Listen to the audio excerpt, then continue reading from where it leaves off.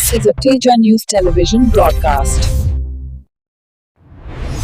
చేగుంట మండల కేంద్రంలో doctor BR Ambedkar జయంతి వేడుకలు ఘనంగా నిర్వహించబడ్డాయి. ఈ సందర్భంగా మండల కేంద్రంలోని అంబేద్కర్ విగ్రహానికి వివిధ రాజకీయ పార్టీల నాయకులు పూలమాలలు వేసి నివాళులర్పించారు.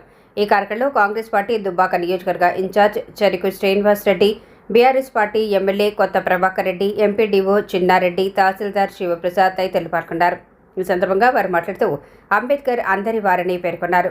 శూద్రులు ఎవరు అనే పుస్తకంలో ఆర్య ద్రావిడ సిద్ధాంతాన్ని పూర్తిగా తిరస్కరించారని, హిందూ సమాజంలోని బడుగు బలహీన వర్గాలకు రిజర్వేషన్లు కల్పించిన మహోన్నత వ్యక్తి అంబేద్కర్ అని కొనియాడారు.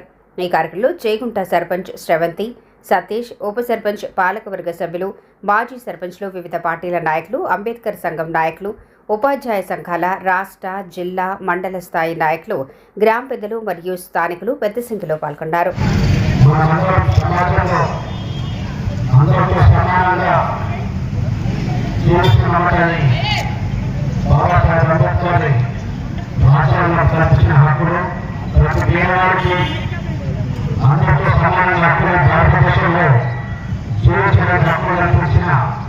మహానేత మరి వాళ్ళని పూర్వమానికే కాదు వాళ్ళ ఆశయాన్ని ముందుకు తీసుకుపోయినప్పుడే వాటిని నిజమైన వాళ్ళు నిలబెట్టినట్టుగా సమాజంలో మంచి కోసం ప్రజలందరూ కూడా కులాలకు మతాలకు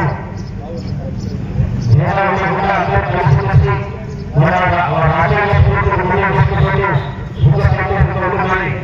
మా మానవుల యొక్క త్యాగాలు కూడా మరొక స్మరించుకుంటూ మరి ముందు కూడా మంచి కార్యక్రమాలు చేసుకోవాలి.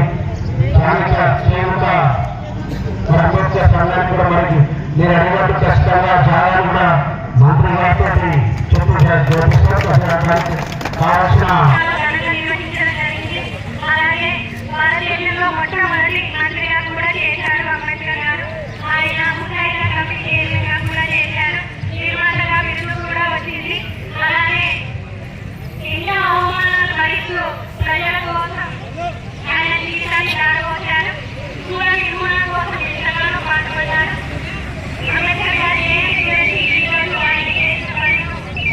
శుభాకాంక్షలు మరియు ఆయన ఘన నివాళులు అర్పించుకుంటూ బాబాసాహెబ్ అంబేద్కర్ గారు మన భారతదేశంలో 1891 ఏప్రిల్ 14న మధ్యప్రదేశ్లోని మో అనే గ్రామంలో జన్మించారు.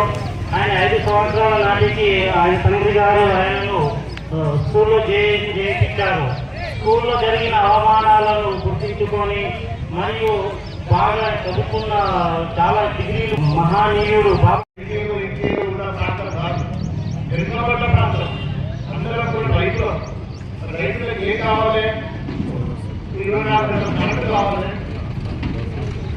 వ్యవసాయం చేసుకోవడానికి సాగునీరు కావాలి, ఉండడానికి ఇల్లు కావాలి, చదువుకోవడానికి పిల్లలకి చదువు చెప్పడానికి స్కూళ్ళు హాస్టల్ ఇవన్నీ మామూలుగా ఇవన్నీ కావాలి.